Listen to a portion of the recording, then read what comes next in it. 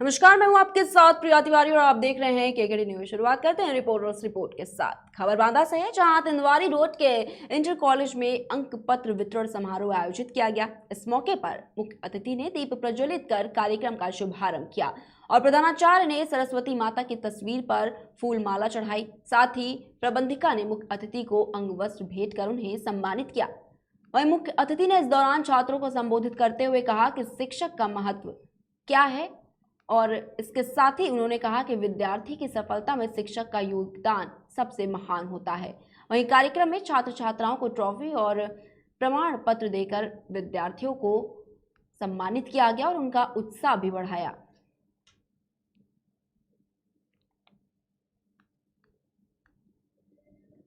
तो बांदा से आपको ये खबर बता रहे, जहां पर मुख्य अतिथि ने दीप प्रज्वलित कर कार्यक्रम का शुभारंभ किया। वहीं इसके साथ ही आपको बताना चाहेंगे कि छात्र छात्राओं को इस कार्यक्रम में अंक पत्र बांटे गए और उनका उत्साह भी बढ़ाया गया। तो बांदा से आपको ये खबर बता रहे हैं, जहां पर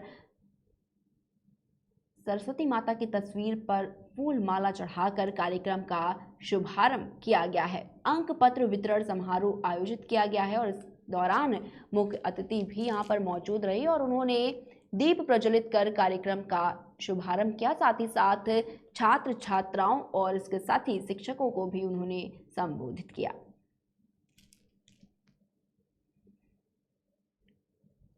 तो बांदा से आपको ये खबर बता रहे हैं, जहां पर तिंदवारी रोड के इंटर कॉलेज में अंक पत्र वितरण समारोह का आयोजन किया गया और इस मौके पर मुख्य अतिथि ने दीप प्रज्वलित कर कार्यक्रम का शुभारंभ किया और प्रधानाचार्य ने सरस्वती माता की तस्वीर पर फूल माला चढ़ाई। साथ ही प्रबंधिका ने मुख्य अतिथि को अंग वस्त्र भेंट कर उन्हें भी सम्मानित किया।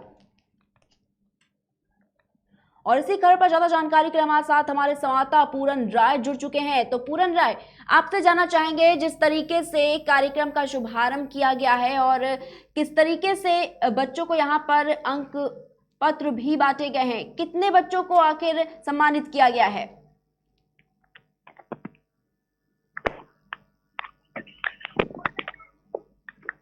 पूरन, आपको आवाज मिल पा रही है?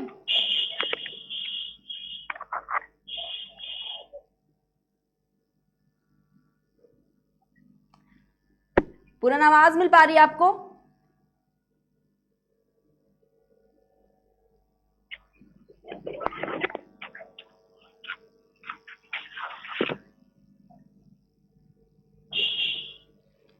तो पूरन से हमारा संपर्क नहीं हो पा रहा है, हम फिर से जुड़ने की कोशिश करेंगे, लेकिन आपको बताना चाहेंगे कि ये खबर जो है वो बांदा से आपको बता रहे हैं, जहां पर तिंदवारी रोड के इंटर कॉलेज में अंक पत्र वितरण का समारोह का आयोजन किया गया और इस मौके पर मुख्य अतिथि ने दीप प्रज्वलित कर कार्यक्रम का शुभारंभ किया। साथ ही साथ प्रधानाचार्य ने सरस्वती माँ की तस्वीर पर फूल माला चढ़ाई और साथ ही प्रबंधिका ने मुख्य अतिथि को अंगवस्त्र भी भेंट किया और उन्हें सम्मानित किया। वहीं मुख्य अतिथि ने इस दौरान छात्रों को संबोधित करते हुए कहा कि शिक्षक जीवन में काफी ज्यादा महत्व रखते हैं और इसके साथ ही विद्यार्थियों की सफलता में शिक्षक का योगदान सबसे महान होता है।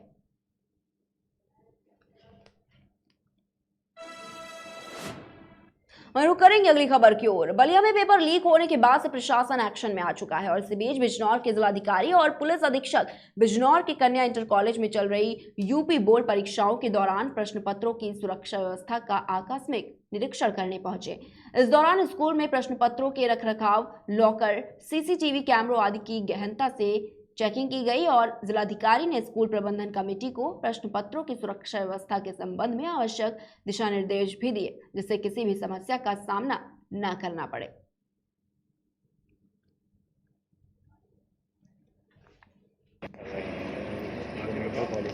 इसमें क्या है? माध्यमिक जो परीक्षाएं हो रही हैं उनकी शुचिता बनाए रखने के लिए, नगर की परीक्षा को सुनिश्चित करने के लिए हम लोग विद्यालय में जाकर के ये देख रहे हैं कि जो प्रश्न पत्रों का रखरखाव है, उसकी सुरक्षा है, वह समुचित है कि नहीं, और भविष्य में कैसे इस परीक्षा को शुचितापूर्ण कराया जाए उसके लिए निर्देश दिए गए केंद्र व्यवस्थापक को और जो दिखाना चाहिए। इसमें क्या है? तो बलिया से आपको एक खबर बता रहा है जहां पर पेपर लीक होने के बाद से प्रशासन काफी ज्यादा एक्शन मोड में नजर आ रहा है और इसी बीच बिजनौर के जिलाधिकारी और पुलिस अधीक्षक बिजनौर के कन्या इंटर कॉलेज में चल रही यूपी बोर्ड परीक्षाओं के दौरान प्रश्न पत्रों की सुरक्षा व्यवस्था का आकस्मिक निरीक्षण करने पहुंचे और इस दौरान स्कूल में प्रश्न पत्रों के रखरखाव, लॉकर, सीसीटीवी कैमरे आदि की गहनता से चेकिंग भी की गई और जिलाधिकारी ने स्कूल प्रबंधन कमेटी को प्रश्न पत्रों की सुरक्षा व्यवस्था के संबंध में आवश्यक दिशा निर्देश भी दिए हैं।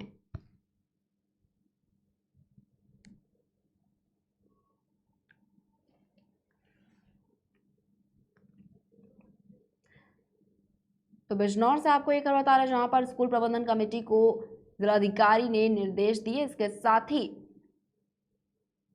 चेकिंग भी जिलाधिकारी ने खुद की। तो बताना चाहेंगे आपको कि यूपी बोर्ड परीक्षाओं के दौरान प्रश्न पत्रों की सुरक्षा व्यवस्था का आकस्मिक निरीक्षण डीएम के द्वारा किया गया और इस दौरान स्कूल में प्रश्न पत्रों के रखरखाव, लॉकर, सीसीटीवी कैमरों आदि की गहनता से चेकिंग भी की गई है और जिलाधिकारी ने स्कूल प्रबंधन कमेटी को प्रश्न पत्रों की सुरक्षा व्यवस्था के संबंध में आवश्यक दिशा निर्देश भी दिए हैं।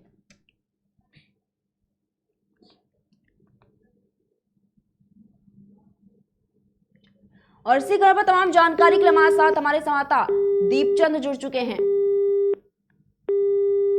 तो दीपचंद, आपसे जानना चाहेंगे, जिस तरीके से जिलाधिकारी ने स्कूल प्रबंधन कमेटी की पूरी तरीके से जांच की, क्या कुछ खामियां पाई गई?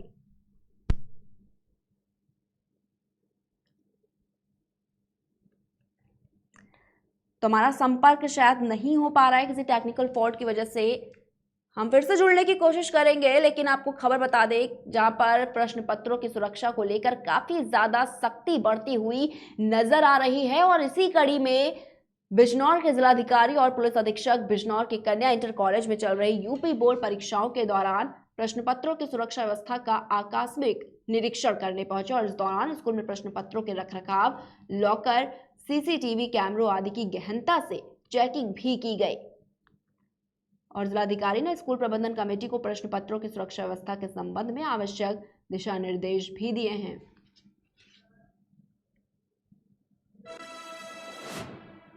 वहीं खबर बिजनौर से है जहां सीएम योगी आदित्यनाथ ने महिलाओं और बच्चियों की सुरक्षा के लिए मिशन शक्ति अभियान चलाया। मिशन शक्ति की और अधिक प्रभावी बनाने के लिए महिला बीट पुलिस अधिकारियों को नियुक्त भी किया गया है। अक्सर देखने में आता है कि प्रदेश के जिलों में महिलाओं और बच्चियों संबंधित अपराधों में न्यायिक प्रक्रिया पूर्ण होने में काफी समय लगता है। ऐसी परिस्थिति में पीड़िता के मन में कानून के प्रति विश्वास कायम रखने के लिए हर थाने पर महिला पुलिस अधिकारी को नियुक्त किया गया है। वहीं पीड़िता महिला पुलिस अधिकारी के साथ स्वतंत्र रूप से अपनी समस्याएं व्यक्त कर सकती हैं और गांव की अन्य महिलाएं भी यदि किसी हिंसा का शिकार हुई हैं तो वो भी अपनी समस्या महिला पुलिस अधिकारी को बता सकती हैं। पुलिस विभाग और अन्य विभाग प्रस्तावित जन जागरूकता के कोई भी कार्यक्रम इन महिला बीट पुलिस अधिकारी के माध्यम से मिशन शक्ति कक्ष में ही संचालित कर रहे हैं। कार्यशाला का आयोजन किया गया पुलिस लाइन में, क्या पूरा मामला है?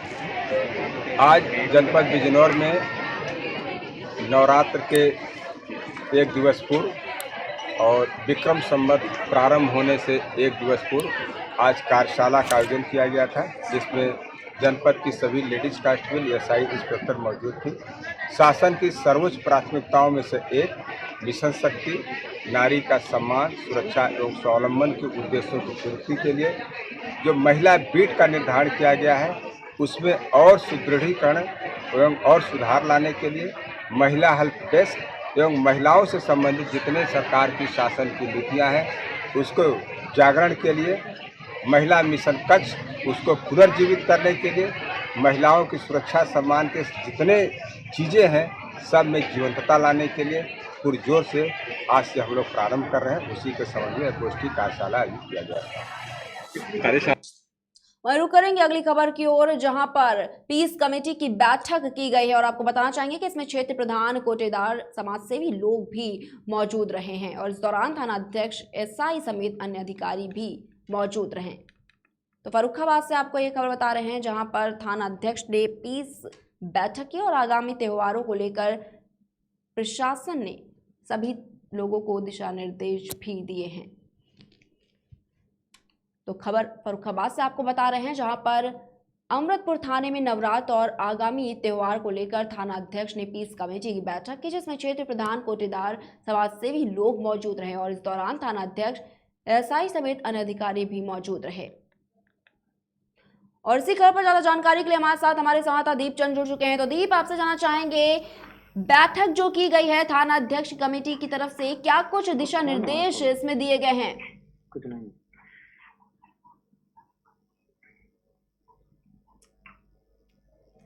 दीपचंद, अब आपको आवाज मिल पा रही है?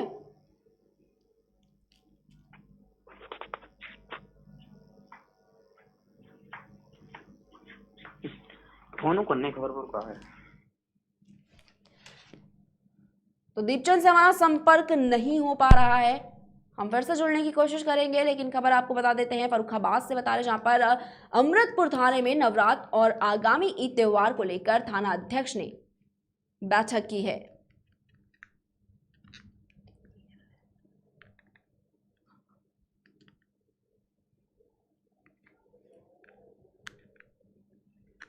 तो फर्रुखाबाद के थाना अमृतपुर से ये खबर आपको बता रहे हैं, जहां पर आगामी त्योहारों को लेकर बैठक की गई है।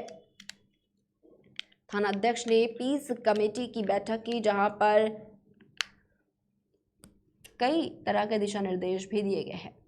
और एक बार फिर से हमारे साथ हमारे संवाददाता दीप चंद जुड़ चुके हैं। तो दीप, आपसे जानना चाहेंगे, जिस तरीके से पीस कमेटी की बैठक की गई, क्या कुछ आदेश जो है इस बैठक में दिए गए हैं?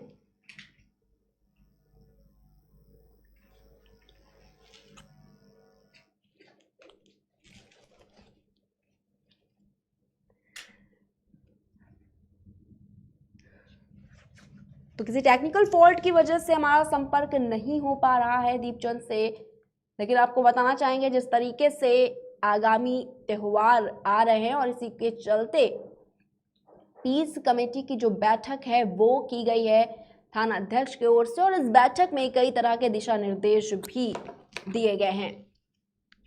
तो फर्रुखाबाद से आपको एक खबर बता रहे, जहां पर अमृतपुर थाने में नवरात्र और आगामी त्योहार को लेकर थाना अध्यक्ष ने पीस कमेटी की बैठक की है।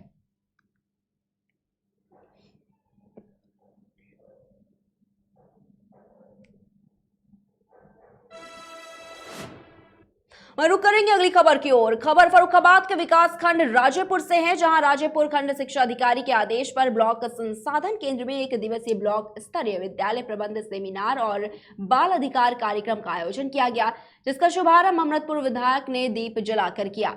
मुख्य अतिथि विधायक ने कार्यक्रम की सराहना करते हुए समय समय पर इसी प्रकार के आयोजन करने की बात कही। तो फर्रुखाबाद से आपको एक खबर बता रहे, जहां पर विधायक ने कार्यक्रम के शिरकत दीप प्रज्वलित करके की। तो फर्रुखाबाद से आपको एक खबर बता रहे, जहां पर विकासखंड राजेपुर से एक खबर है, जहां पर राजेपुर खंड शिक्षा अधिकारी के आदेश पर ब्लॉक संसाधन केंद्र में 1 दिवसीय ब्लॉक स्तरीय विद्यालय प्रबंधन सेमिनार और बाल अधिकार कार्यक्रम का आयोजन किया गया, जिसका शुभारंभ अमृतपुर विधायक ने दीप प्रज्वलित करके किया। वहीं मुख्य अतिथि विधायक ने कार्यक्रम की सराहना करते हुए समय समय पर इसी प्रकार के आयोजन करने की बात कही है।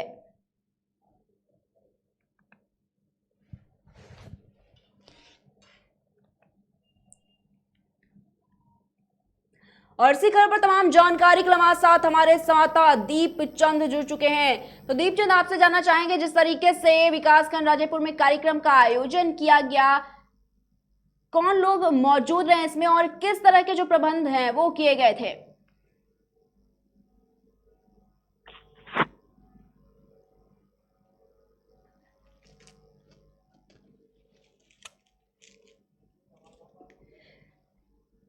दीपचंद, आपको आवाज मिल पा रही है?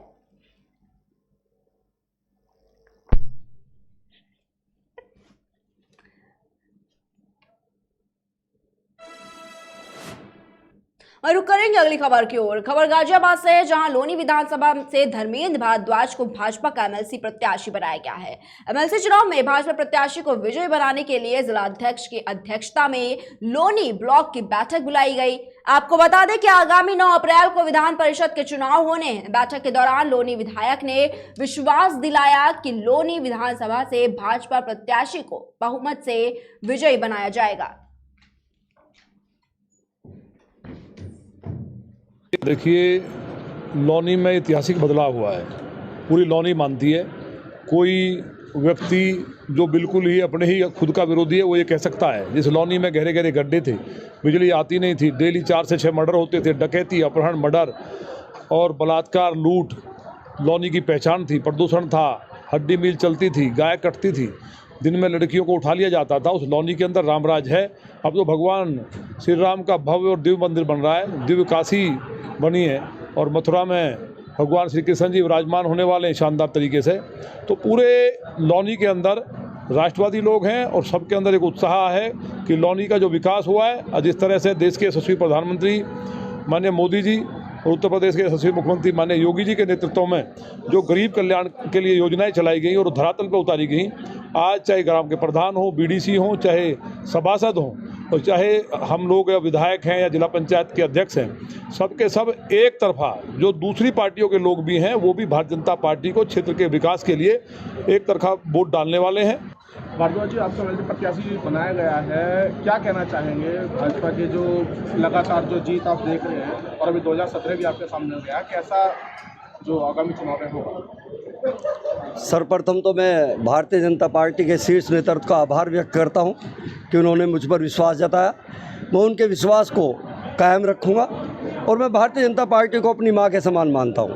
और जहां तक चुनाव की बात है कि 2014 से भारतीय जनता पार्टी ने अपना स्वरूप बदला और भारतीय राजनीति पूरी की पूरी चेंज हो गई और वो भारतीय राजनीति का संदेश आज विश्व में जा रहा है। और उस संदेश में आपने देखा होगा कि बड़े बड़े विश्व के जो देश हैं आज वो झुकने के लिए तैयार हो गए हैं। 2014 में जीते, 17 में जीते, 19 में जीते, 22 में जीते। तो भारतीय राजनीति का स्वरूप बदल चुका है। दूसरी पार्टियां कहीं भी नहीं टिक पाएंगी और मुझे नहीं लगता आगामी 50-60 साल कोई भारतीय जनता पार्टी के सामने टिक पाएगा। लौनी विधानसभा में लगभग 165 वोट हैं कि कितने वोट आपको मतलब? ये तो आपने पूछने का विषय ही नहीं है। एक मजबूत विधायक, शक्तिशाली विधायक जो ऐसे लोग और समाज को, जिन समाज ने जो है यहाँ पे प्रतिपीड़ित करने का काम किया, उस समाज को भगाने का काम किया, क्या वहाँ एक वोट इधर से उधर जा सकती है? और अगर वो सत्ता में भी नहीं होते तब भी नहीं जाती। वो तो ऐसे विधायक हैं और ऐसे विधायक का मैं सम्मान करता हूँ और सभी क्षेत्र के जनता से ये कहता हूँ कि ऐसे सम्मानित विधायक को हमेशा सम्मान मिलना चाहिए। जिसने समाज के लिए लड़ा, अपने लिए नहीं लड़ा, शिक्षित था, कहीं बाहर जाकर नौकरी भी कर सकते थे। तो ऐसे व्यक्ति के खड़े होने से, और वो भारतीय जनता पार्टी के सच्चे सिपाही हैं, मेरी साथ हैं। मुझे नहीं लगता 105 जितनी भी वोट है यहाँ पे एक भी वोट दूसरे प्रत्याशी को जाएगी। देखिए, खबर हमीरपुर के सुमेरपुर थाना क्षेत्र के गांव टेंडा से है, जहां पर भूमाफियाओं का आतंक काफी दिनों से चल रहा था। दरअसल दबंग भूमाफिया ने किसान की जमीन पर कब्जा कर रखा था। किसान के इस पर विरोध करने पर दबंग उसे डरा धमका कर शांत करा देते थे, जिसके बाद अब हाईकोर्ट ने कब्जाई गई जमीन को खाली कराने के आदेश दिए। हाईकोर्ट के आदेश के बावजूद भी पुलिस प्रशासन बल और राज्य की टीम को किसान की जमीन वापस दिलाने के लिए झड़प करनी पड़ी। तहसीलदार और पुलिस जब खेत का नाप करने पहुंचे तब दबंग भूमाफियाओं से पुलिस की नोकझोंक हो गई। दबंगों ने राजस्व विभाग की जेसीबी खुदाई मशीन को रुकवाने का भी प्रयास किया। वहीं संयुक्त पुलिस टीम ने दबंग भूमाफियाओं पर काबू पा लिया।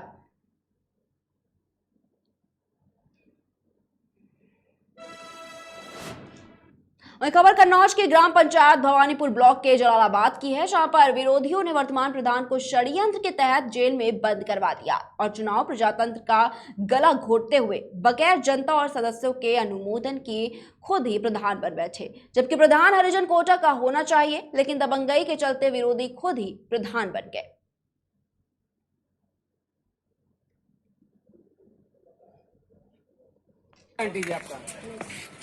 आंटी जी, आज आप लोग ज्ञापन देने आए हैं, क्या मामला है? मामला हमारा ये है कि हम लोग सदस्य हैं, हम लोगों सदस्यों को कोई भी जानकारी नहीं हुई है। हमारे यहाँ नौगी भवानीपुर में बिना जानकारी के, बिना पूछताछ के मतलब प्रधान चुना गया है। हम लोग ये चाहते हैं कि हम सारे सदस्यों को की सहमति से जो सदस्य अच्छा, सभी सदस्यों को अच्छा लगे, उसका मतलब प्रधान बनाया जाए। तो कौन प्रधान है इस समय आपके यहाँ पर? सूरजवान। क्या समस्या आ रही है आप लोगों से? उनसे क्या समस्या आ रही है आपको? उनसे क्या आ रही है, वो तो परेशान करने के। कौन परेशान कर रहा है आपको?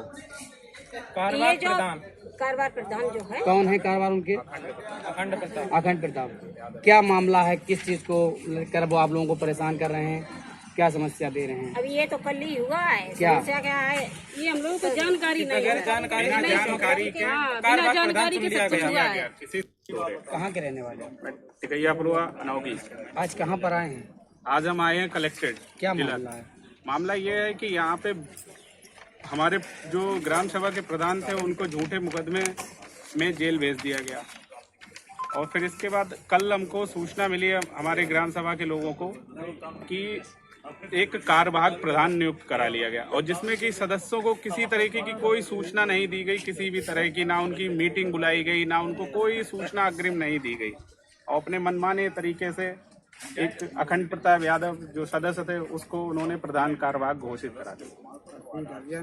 और सीट जो वहाँ पे थी उसके लिए एससी के लिए रिजर्व सीट थी, जो कि तो एससी का ही कोई होना चाहिए उस पर तो सबसे पहले, और सदस्यों को सूचना देनी चाहिए कि किस सदस्य को क्या, मतलब सदस्य की ये सहमति बन रही है, क्या आप राजी हैं इस सदस्य को बनाने के लिए। सदस्य को कोई सूचना नहीं, एक लोकतंत्र की हत्या कर दी गई, कोई मीटिंग कुछ भी नहीं। क्या मांगे हैं आप लोगों की? हमारी मांगे ये हैं कि सदस्य अपने सहमति से सदस्य चुने, बस ये हमारी है, प्रधान की नियुक्ति हो ग्राम पंचायत। अभी पता चला। वहीं नए वित्त वर्ष में हुए शराब के ठेकों के बाद कई दुकानों के स्थान परिवर्तन करने पड़े। जब ठेकेदारों ने नए स्थानों में दुकान खोलनी चाहिए तो इसका विरोध भी शुरू हो गया। शुक्रवार को जब रीवा के ओरहट में खुली शराब दुकान का स्थान बदलकर बरा में खोला गया तो इसका विरोध करने सेमरिया से भाजपा विधायक अपने समर्थकों के साथ पहुंच गए और दुकान बंद कराने के विरोध में दुकान के सामने धरने पर बैठ गए। विधायक के धरने के बाद विरोध शुरू हो गया। ठेकेदार ने नियम के तहत ही दुकान खोलने की बात कहते हुए दुकान के सामने से धरना हटाने की बात कही, जिसके बाद दोनों के बीच जमकर विवाद हुआ। विवाद के बाद विधायक समर्थकों ने काफी हंगामा भी किया और दुकान के बाहर रखी कुर्सियां दुकान में पटकने लगे। वहीं बढ़ते हंगामे को देखते हुए मौके पर पुलिस पहुंची और मामले को शांत कराया गया। हालांकि विधायक और ठेकेदार दोनों ही एक दूसरे पर मारपीट का आरोप लगा रहे हैं। विधायक का घर नई खुली शराब दुकान के पास बरा में ही है और इसीलिए वो नहीं चाहते थे कि यहाँ दुकान खुले, और इसीलिए वो अपने समर्थकों और स्थानीय लोगों के साथ दुकान का स्थान बदलवाने के लिए धरने पर बैठ गए, जिसके बाद विवाद शुरू हो गया। आपको बता दें कि विधायक अभी भी धरने पर बैठे हैं और उनकी मांग है कि जब तक आबकारी अधिकारी को नहीं हटाया जाता वो धरने से नहीं उठेंगे। अभी पता चला है इनकी साठगांठ देखिए। विक्रमदीप सागर उपायुक्त आबकारी पिछले 15 दिनों से हम लोगों को लगातार गुमराह करने का काम कर रहा है। यहाँ के आबकारी द्वारा कि ये दुकान सही जगह पर खोली जा रही, जबकि जनता 15 दिनों से लगातार ज्ञापन और लगातार महिलाएं और बच्चे और बुजुर्ग यहाँ पर धरने में बैठ रहे थे। कल शाम को शराब के माफिया के द्वारा जो पिछले 2 सालों से कांग्रेस नेता यहाँ शराब बेचने का काम कर रहा है, किसी तरह से हम लोगों ने उसको भगाने का काम किया। उसने अपने पीए के नाम से ये दुकान ले रखी है और कल शाम को यहाँ पर गुंडा भेजकर महिलाओं को और धरना देने वाले लोगों को धमकाने का काम किया। शाम को लोगों ने, रात में जब मैं घर आया, हमको बताने का बात की। सुबह मैंने कलेक्टर और एसपी को व्हाट्सएप पे जानकारी दी है कि मैं 12 बजे धरने पर जा रहा हूँ, यदि ये लोग, इन लोगों के ऊपर ऐसी कार्रवाई नहीं होती। और मैं 12 बजे जब यहाँ पर आया तो शराब माफिया के द्वारा मुझसे भी लगातार बदतमीजी की गई। बाद में आपने देखा है कि मारपीट तक करने की, बदतमीजी तक करने की कोशिश की गई, जबकि मैंने कलेक्टर साहब को और एसपी साहब को पहले व्हाट्सएप में सूचना दे दी थी। उन्होंने किसी को जानकारी नहीं दी। और आज जब ये घटना, मतलब हम बाल बचे, किस तरह से शराब माफिया हावी है, आम जनमानस क्या करेगा? जबकि हमारे मुख्यमंत्री शिवराज सिंह चौहान जी का कहना है कि शराब माफिया, भू माफिया, किसी तरह के माफिया को पनपने नहीं दिया जाएगा। ये धरने पे बैठे हुए हैं, क्या मामला था सर? इसमें उरहट की जो आबकारी की जो ये दुकान है, इसके विरोध में कि ये उरहट में नहीं खुलनी चाहिए। ये जो क्षेत्र है यहाँ पर महिलाएं, बच्चे, मार्केट का एरिया है, तो इससे प्रभावित होगा। यद्यपि अभी जो पुरानी दुकान थी वो भी रोड पे थी। इसको लेके अभी हम लोगों ने जो जांच की है, ये जो क्षेत्र आ रहा है ये बरा आ रहा है, उरहट है भी नहीं। तो ये दुकान यहाँ पर तो किसी भी दूसरे जगह पर शिफ्ट होने के पहले ज़रूर देखा जाता है कि दुकान का एरिया क्या है। तो एरिया देखने में आ रहा है कि उरहट ना हो के बड़ा है और हम लोग इसको यहाँ पर ना खोल के कोई वैकल्पिक दूसरी व्यवस्था देख रहे हैं ताकि वहाँ पर दुकान शिफ्ट हो सके। क्षेत्र लगता है वहाँ पर आबकारी विभाग के द्वारा एक नई लाइसेंस प्रक्रिया के तहत दुकान का आवंटन हुआ था, वहाँ पर कुछ विवाद था। ऐसा जानकारी में लग रहा है कि उरहट क्षेत्र में नहीं है, किसी दूसरे क्षेत्र में है। इसलिए विधायक सिमरिया अपने कुछ समर्थकों के साथ आए थे वहाँ धरना प्रदर्शन करने के लिए। उसी समय उनके समर्थकों और दुकान संचालकों के बीच में विवाद हुआ। विवाद में दोनों तरफ से लोगों को चोट आई। इसमें पुलिस के द्वारा जो तथ्य आ रहे हैं वैधानिक कार्रवाई की जा रही है। विधायक पक्ष के लोग रिपोर्ट लिखा रहे हैं, मौके पर उनकी रिपोर्ट लिखी जा रही है। इसी तरह से जो घायल हुआ है उसके कथन के लिए तहसीलदार मौके पर पहुँच गए, उसके कथन ले रहे हैं और आवश्यक कार्रवाई की जा रही है। सर कितने लोग घायल हुए मारपीट में? एक जो जीपी गौतम उनको ज़्यादा चोट लगी, बाकी लोगों को मामूली चोटें हैं, फिर भी मेडिकल परीक्षण के बाद ये क्लियर हो जाएगा। वर्तमान में रुक करते अगली खबर वही मऊ में बढ़ते सड़क हादसों को लेकर ट्रैफिक पुलिस ने जागरूकता अभियान भी शुरू किया और इस दौरान बिना हेलमेट के वाहन चालकों को रोककर उन्हें समझाइश भी दी जा रही है। साथ ही साथ ट्रैफिक सूबेदार ने यह बताया कि शहर में मोटरसाइकिल चालक तेज गति से वाहन चला रहे हैं और सड़क हादसों का शिकार भी होते जा रहे हैं और मोटरसाइकिल में तेज आवाज वाले साइलेंसर लगाकर वाहन चलाते हैं। उन वाहन चालकों को रोककर समझाइश देकर जागरूक किया जा रहा है ताकि बढ़ते सड़क हादसों पर अंकुश लग सके। वहीं पुलिस मुख्यालय भोपाल ने ट्रैफिक पुलिस को आदेश जारी कर कहा कि अपने अपने क्षेत्र में जागरूकता अभियान चलाया जाए ताकि सड़क हादसा होने से बचा जा सके। वर्तमान में सड़क दुर्घटनाओं में होने वाली घटनाओं को देखते हुए और घटनाओं में कमी लाने के लिए पुलिस मुख्यालय द्वारा एक आदेश पारित किया गया था, जिसके अंतर्गत प्रत्येक माह एक दिवस यातायात जागरूकता अभियान चलाया जाएगा, जिसमें अभी वर्तमान में 31 मार्च को एक यातायात जागरूकता दिवस के रूप में पुलिस द्वारा मनाया गया था।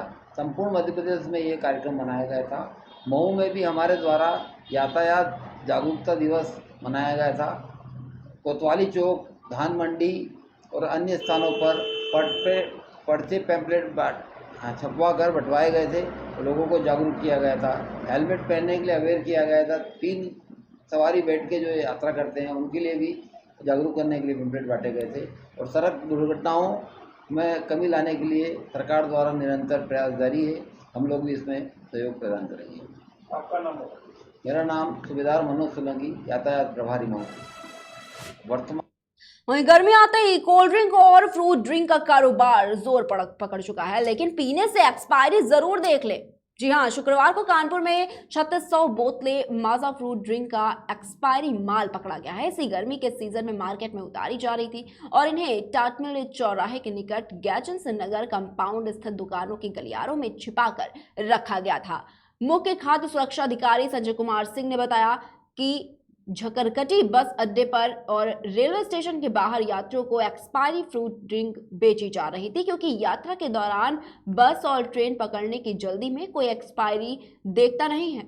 इसके लिए यहां पर बड़ी मात्रा में एक्सपायरी माजा ड्रिंक को बेचने के लिए पास के गोदाम में रखा गया था। इतनी बड़ी संख्या में माल को नष्ट करने के लिए वहां मौजूद नाले को खोलकर सभी बोतलों को उसमें खाली किया गया।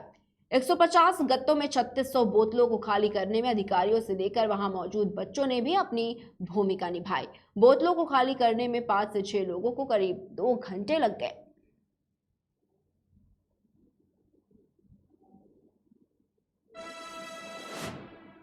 वहीं चैत्र नवरात्रि के प्रथम दिन मां विंध्यवासिनी धाम में श्रद्धा का सैलाब उमड़ा। मंगला आरती के बाद से ही दर्शन पूजन के लिए भक्तों का रेला लगा है। मंदिर परिसर में घंट घड़ियाल के बीच मां के जयकारे गूंज रहे। शुक्रवार शाम मंदिर परिसर में भक्तों की भीड़ लग गई थी। आपको बता दें कि मिर्जापुर के विंध्य पर्वत पर अपने पूरे शरीर में विराजमान आदि शक्ति विंध्यवासिनी देवी की बड़ी महिमा है। उनकी पूजा महिषासुर मर्दिनी के रूप में होती है और कहते हैं कि वनवास के दौरान भगवान राम ने भी यहाँ पूजा अर्चना की थी। मिर्जापुर में सीता कुंड, सीता रसोई और राम घाट भी है। वाराणसी से करीब 70 किलोमीटर दूर मिर्जापुर में हर दिन हजारों श्रद्धालु विंध्यवासिनी माता के दर्शन को आते हैं। माता विंध्यवासिनी का धाम मणिद्वीप के नाम से भी विख्यात है।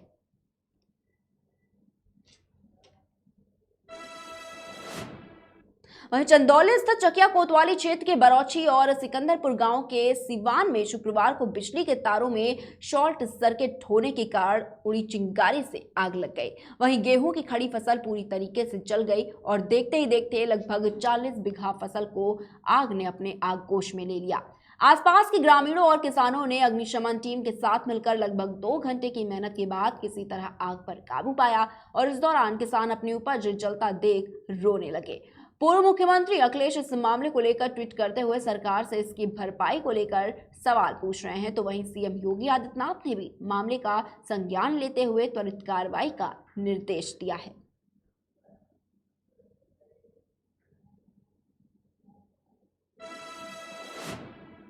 उत्तर प्रदेश में स्वास्थ्य महकमे की एक बेहद ही शर्मनाक और हैरान करने वाली तस्वीर सामने आई है।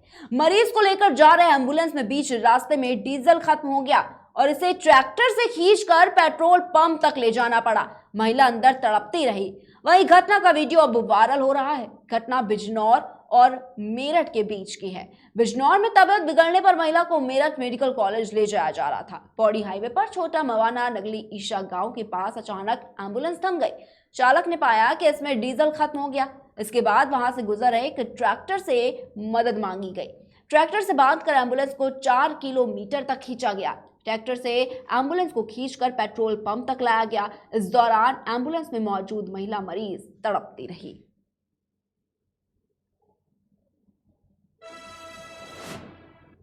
उत्तर प्रदेश की योगी सरकार अब इस बात का पता लगाएगी कि अचानक इतनी अधिक संख्या बिल्डर कैसे और क्यों दिलवा रहे हैं।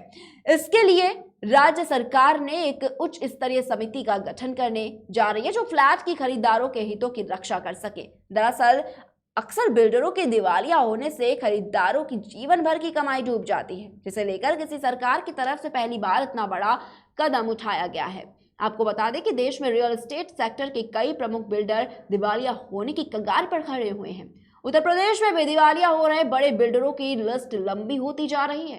राज्य में एक के बाद एक इन बड़े बिल्डरों के दिवालिया होने फ्लैट खरीदारों को फ्लैट पाने का सपना तो अधर में लटका ही है, उनकी मेहनत से कमाई धनराशि भी फंस गई। वहीं सूत्रों के मुताबिक मुख्यमंत्री ने फ्लैट खरीदारों के हितों को ध्यान में रखते हुए अधिकारियों के साथ इस मसले पर चर्चा की है।